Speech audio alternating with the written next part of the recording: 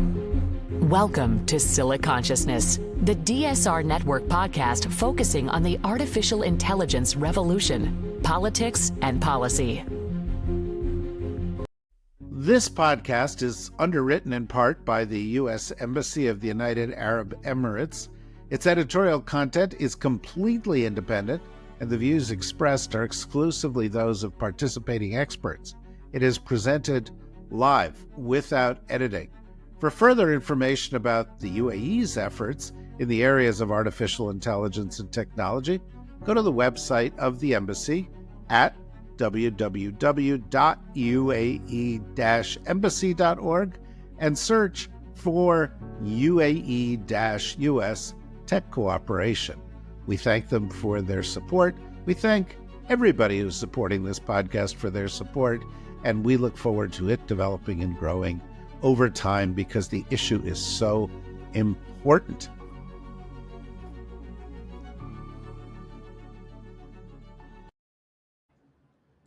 Okay.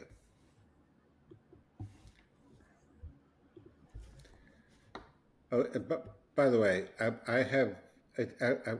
would like some guidance. How do you pronounce your first name? Julia. Julia. Yeah. Okay.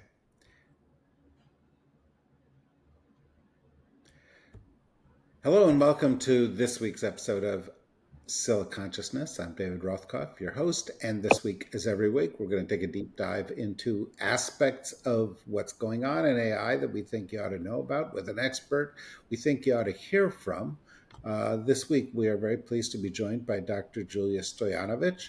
She is Institute Associate Professor of Computer Science and Engineering, Associate Professor of Data Science, and Director of the Center for Responsible AI at NYU. How are you today?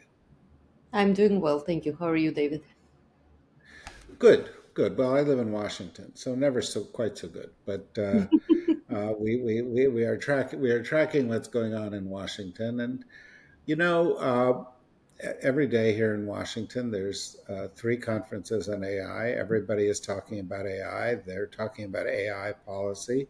And I think this is going on in capitals around the world, although I hope the level of ignorance about AI is not quite as high as it is here in Washington. Clearly, one of the things that is on the minds of some people is what you focus on at your center at NYU on responsible AI.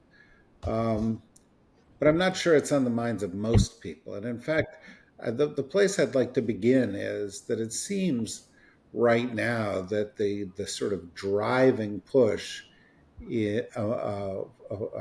behind policymakers here in Washington is coming from folks in the tech sector who have influence over the president and those around him. And their message is, hey, leave us alone. We've got this. Everything's going to be just fine. I'm wondering what your reaction is when you hear that and see that implemented as policy guidance from the U.S. Yeah, I mean, this is the trillion or gazillion dollar question, right? I mean, should there be guardrails around the way that we develop and use AI, and who should have a say in this conversation about whether or not there should be guardrails? Should there be laws? Should we have policies in the United States that would limit some of the power, frankly, that the big companies, the platforms have in the way that our world is shaping up? And my opinion, of course, is that guardrails help us innovate responsibly. They help us innovate faster and better. And without guardrails, it's really anybody's guess what we're messing up with the use of this technology and who bears the brunt of the harms. I think that it's very clear who enjoys the benefits primarily here. But yes, I wish that we had more of a well-informed and honest conversation about the role that regulation and guardrails should play in this. Yeah, personally, I can't think of any industry that hasn't had guardrails of one sort or another. Of course, sometimes they come after disasters and the loss of human life, or sometimes they come after economic hardship that are suffered by some people. But I guess the core question is with AI um, is why is it more important to have this discussion now than it is with some other areas? Might it be just okay to let things take their own course and then throw in the regulation or guidance or two um, as we apparently need them, if not wildly after the fact, maybe a little after the fact. Yes, so I think we are already now living in the after the fact society and after the fact world. Lots of the harms that have befallen us as a society, as a democracy, because we lack appropriate guardrails, we are already living through today.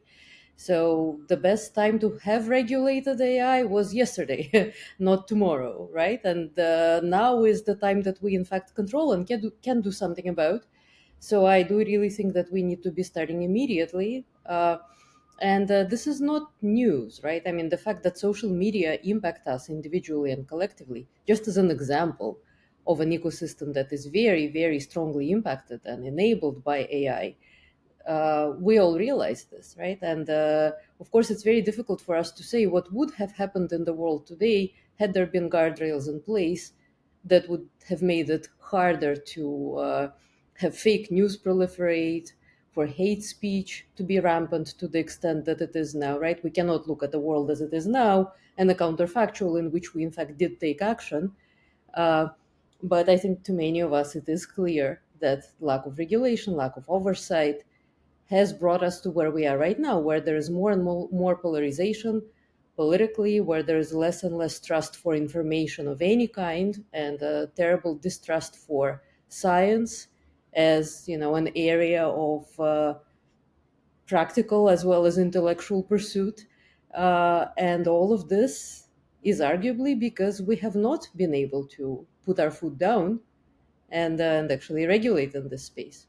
And we have situations reoccurring that have been going on for decades, in fact, where people are more and more drawn into buying things they don't need, thinking thoughts that are very uh, contrary to compromise and to reasonable discourse, and essentially allowing propaganda to proliferate and to spread. So I mean, you name it, we have examples of these terrible things that AI has enabled. And this is only social media.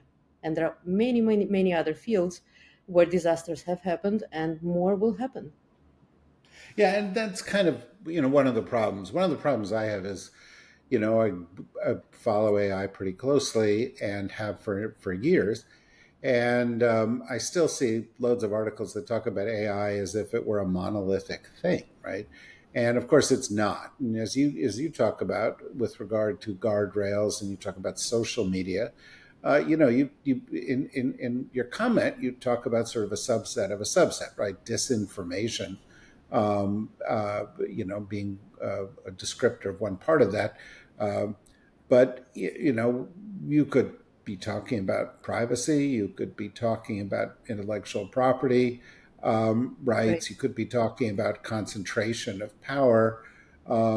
When you get broader, economically speaking, you could talk about dislocation within the labor force. You could be talking about um, uh, uh, other forms of abuse of power. You could be talking about the sort of ethics and legal issues associated with massive databases and how they're used. You could be talking about autonomous weapons platforms. Each one of those Right. things has a responsibility agenda that goes with it. Um, and part of the question is, how do we get a people? It's like sitting and saying, go sit in a room and think of nothing. Go sit in a room and think of everything. How do you think of everything at once, right? Um, how would you prioritize? How would governments are trying to grapple with how do they need do they need departments to deal with this, or should each and every department have a subset that's dealing with this because this affects each and every department? again, all of these great questions, and of course the list goes on and on and on, right? You mentioned autonomous weapons. There's also autonomous cars. I had a conversation with my 12-year-old son the other day crossing the street about whether or not autonomous cars are gonna ever be able to be used safely and effectively, etc. Right? So I mean, all of these technologies are coming into our lives, and in my opinion, we need all of the possible educational training and policy interventions essentially at every level to be able to deal with this. So we do need to think about uh, at the high level, just as humans, as moral agents or as participants in a society, what is it in principle that we are okay to outsource to AI, and what types of tasks and decisions and actions should we be taking ourselves so as to be able to take responsibility for them then meaningfully as humans. But then at specific levels, how do we boil this ocean or all of these oceans, right? Where AI is having impact essentially on every aspect of our life, personally and professionally and worldwide. We need a high level understanding in every government at the federal level, state and local, about what the principles are under which we use AI. But then every specific organization, every specific ministry, every organization with decision making power in the domain in which they live needs to also have an understanding of how AI impacts their domain. So, what we decide on as the right guardrails and the right approaches in banking is going to be different from what we decide on in the criminal justice system or in the school system, right? So, we need people to come to this conversation with a deep understanding of their domain, a deep understanding of the current legal and regulatory regimes that govern those domains, and to now understand what does AI make different and what has stayed the same with the use of AI. Because one of the arguments that people make is that AI is so complicated and it's so magical and amazing, right? And it just seems to work. So let's forget that we even have laws in banking, for example, or in healthcare, God forbid, or in how we distribute public services, right? Let's just say we cannot regulate here at all. So we're essentially at ground zero. And that shouldn't work. We should be thinking, and everybody in their personal and professional capacity should be thinking about what are the existing laws and how do we still comply with them. And then on top of that, what are some of the new opportunities and also some of the new threats that AI brings. And so, do we need some additional guardrails? And I should also say that it's not up to just a kind of a select few people within an organization or a government to be taking on this responsibility of ensuring the responsible use of AI. We all have to pitch in, right? Because essentially, what we need is a kind of a distributed accountability regime where everybody witnesses where they are, what are the opportunities, what could go wrong, and then has a way to speak up meaningfully, not just say, oh, this is awful, right? The genie is out of the bottle, therefore we cannot do anything, but how can we all work on this together? So we cannot outsource this work to anybody at this point, right? We all are using AI. We should all collectively be overseeing it. That's my opinion. Yeah, I think that's a really, really important insight. And I think it's one that I don't hear enough of. But there are challenges clearly within that insight. I will often, for lack of a better analogies, to draw an analogy between the AI revolution and the industrial revolution because Right. they are broad. The industrial revolution arguably started in the late 18th century. Um, uh, the invention of the steam engine, James Watt, so on and so forth, was in, one of his steam engines was patented in 1776. That gives us a date we can focus on. And it began to change the nature of society. And between then and the adoption of industrial revolution technologies broadly, you've got a 150-year period. And there was plenty of time for philosophers in that period. In 1776, you had Adam Smith. 70 years later, or 60 years later, you had Karl Marx. You had different philosophies of how to deal with the economic consequences of this emerging. And you've had others since. The Industrial Revolution didn't really take hold in some parts of the world until, the middle to the later part of the 20th century. This is happening much, much, much faster. And I'm all for the idea that because it's happening so fast, because change is happening so fast, you actually have to have a kind of grassroots responsibility movement, because it's just going to touch lots of people in lots of different ways. And if they don't have the ability to assess it, understand it properly, we're screwed. Now, part of that is educating people in the technologies and how to use them, how to understand them. But part of it's having the philosophical underpinnings that go with it. And in past revolutions, we've had the benefit of them moving slow enough that the philosophers could catch up. In this one, I'm not even sure who the philosophers are. So Right. I'm wondering what your thought is on that. Yeah, this is a great topic that I spend a lot of time actually thinking about as well. That I think we have here in the United States a kind of a perfect storm of the speed of technological development and the lack of depth in the people who are at the top of the pyramid, those driving this development, right? You mentioned the late 18th century. Another thing that happened then is, of course, the French Revolution, 1792, right? And this is where we saw these ideas of equality of opportunity take root, and where we saw societies develop this idea of social consciousness, of responsibility, where we're not all, each one of us for ourselves, but rather there is a collective there to think about. And it is not only for economic reasons, right? It's also just for reasons of being human people in a society, and for society to flourish, we have to share, we have to redistribute access to opportunity, we have to redistribute wealth so that the pie, the collective pie grows, right? And there are just more opportunities for everybody. And today what we have is unprecedented opportunity to do things with technology that would help us feed people around the world, cure diseases, stop wars potentially, right? And instead, we are going in the absolute opposite direction, because in the United States, in part, I think people are just not encouraged to read as children. They're not encouraged to think deeply about moral and philosophical concepts, right? It's encouraged for you, if you're really good at math, to just be studying math and only that.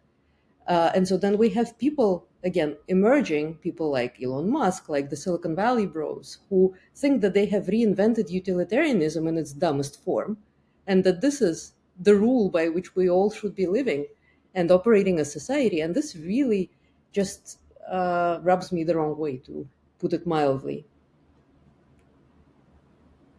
Yeah, as it should.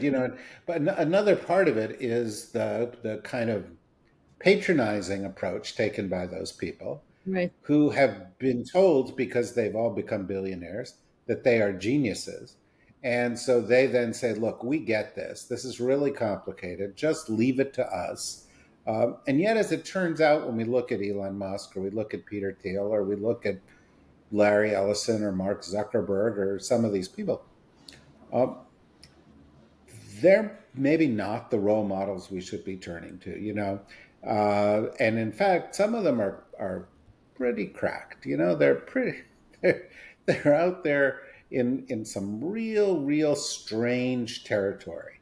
And of course, essentially what we're saying here is we're combining. You talk about the current moment as a kind of a perfect storm, where we're combining two or three big trends at the same time that don't work very well together. Because, as you say, industrial revolution came at a moment following the Enlightenment.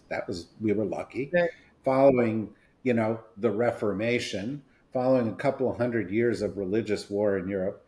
And we thought, oh, well, let's learn from these lessons. And that led to certain outcomes.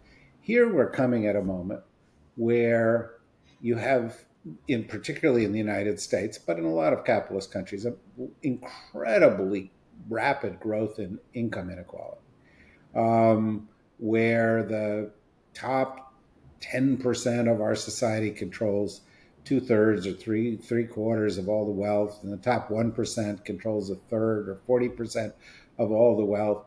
And of course, controlling wealth equals power. So they've this emerging oligarchy is incredibly powerful, and aided by Supreme Court decisions and others that give them more political power.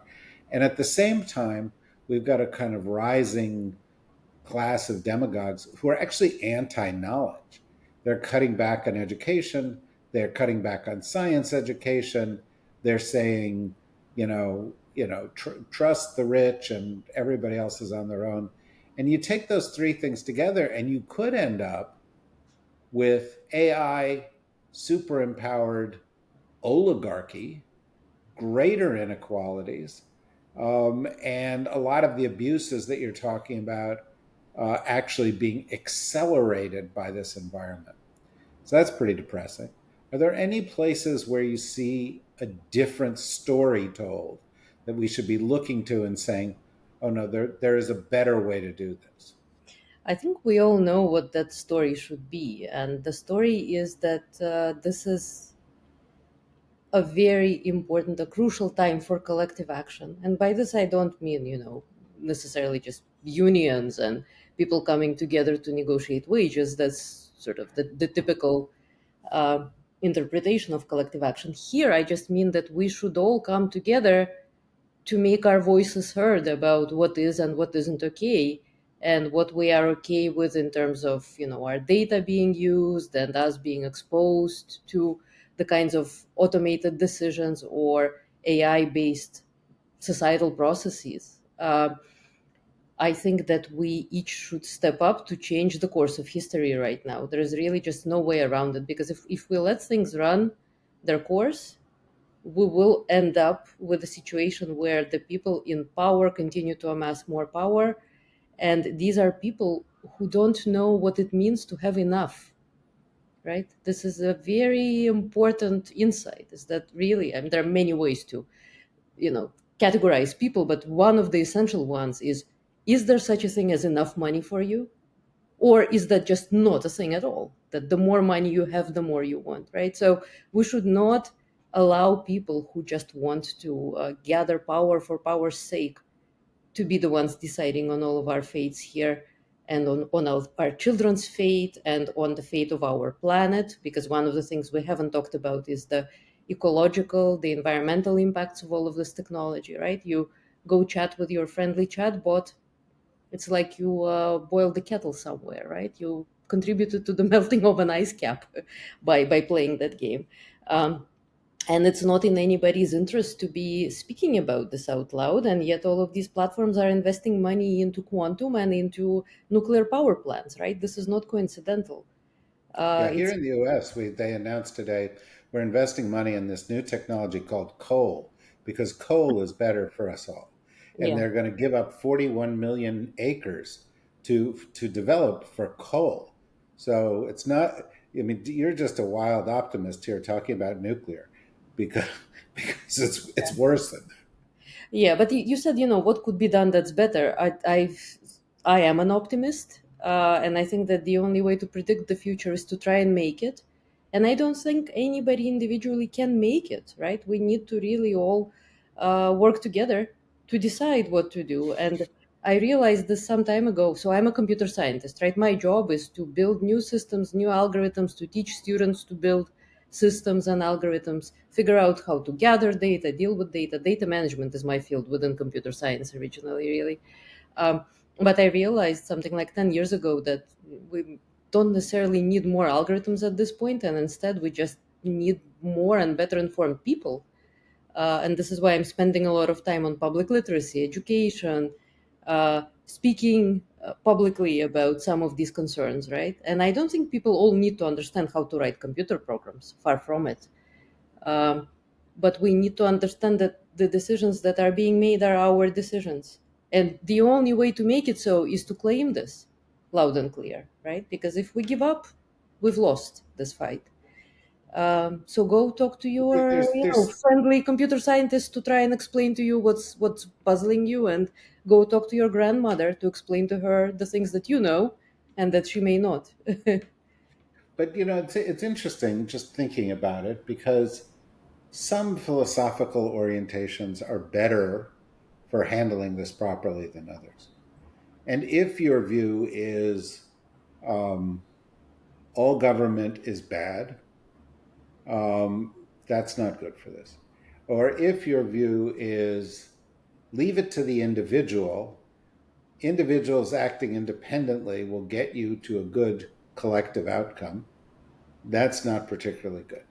If your view recognizes the importance of the community, and that doesn't have to be communism, it can be European capitalism, you're better off because there is this sense that we do have to take into consideration broader views, and so that suggests that some societies on the planet right now, and we've got three big models, right? U.S. model, European model, Chinese model, and variations on the theme. Some societies are better equipped to do better in this new era than other societies, unless change is recognized. Do you think that's true?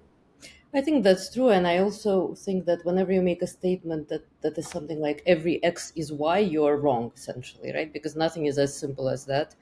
And no matter what philosophical camp you consider yourself to be a part of, there are, very simple real life examples that are going to prove you wrong. So the best way to think about this is, let's be reasonable. Let's try to take the best working, the most acceptable parts of every philosophical doctrine, of specific types of religious doctrines, even, right? Because I think in this day and age, we need that ethical and moral depth wherever we can reach it. Is it from, reading literature? Is it from religion? Is it from philosophy? Your choice. Um, but we need to find a way to be reasonable here. And this is not a very easy slogan to rally people around. Let's be reasonable, right? I mean, the slogans that work are I hate whatever, or I love this. Love is worse, right? Hate is the easiest one to unfortunately to rally people behind, because you can scare them, and when they're scared, they follow you. Um, but being reasonable is what we need. And how to get there, I'm not sure. Of course, I'm not saying that everybody should, be expressing an opinion on everything that happens to us. Direct democracy to this extent is not going to work.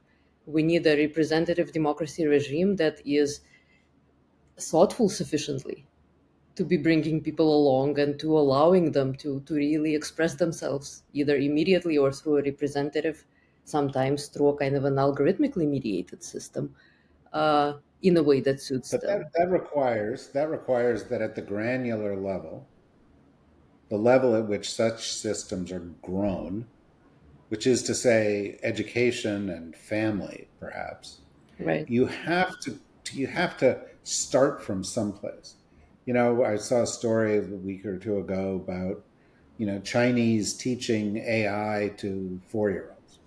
Well, I don't know what that kind of story means, but I do know that familiarizing people with these technologies early will help if you do it in an appropriate way.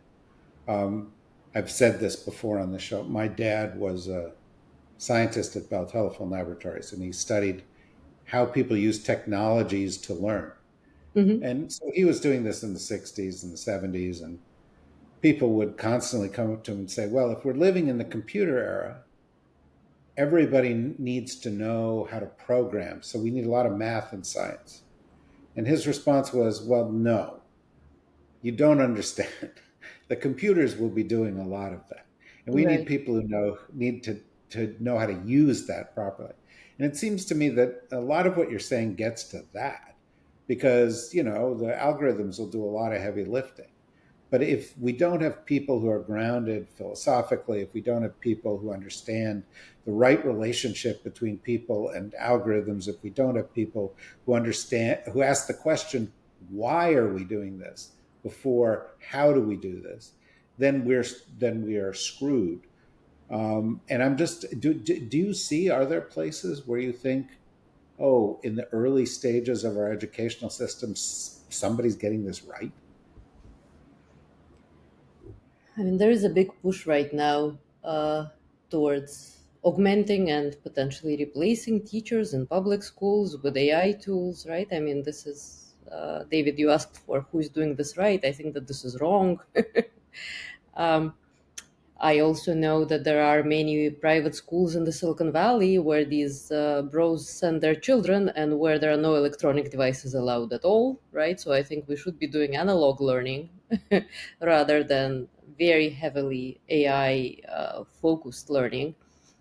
But I think there is an opportunity here because things have changed so quickly and so much, as you pointed out at the start of our conversation, that technology is really an integral part of people's lives who are children right now and teenagers, and less so of the older generation. And yet the older generation have some of these values and morals that they can bring back to their kids and grandkids.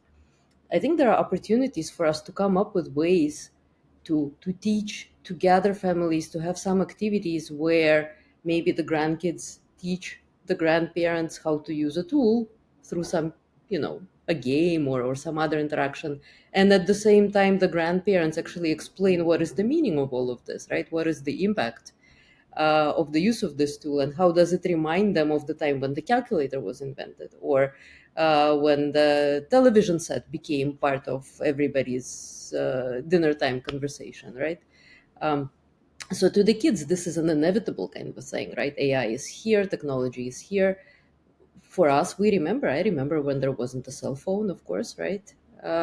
Grandparents will remember even more. And I think that this is a unique intergenerational need now, is for us to share our mutual sort of feeling and understanding of this technology, and also to come to a consensus about what this means for our families and society more generally.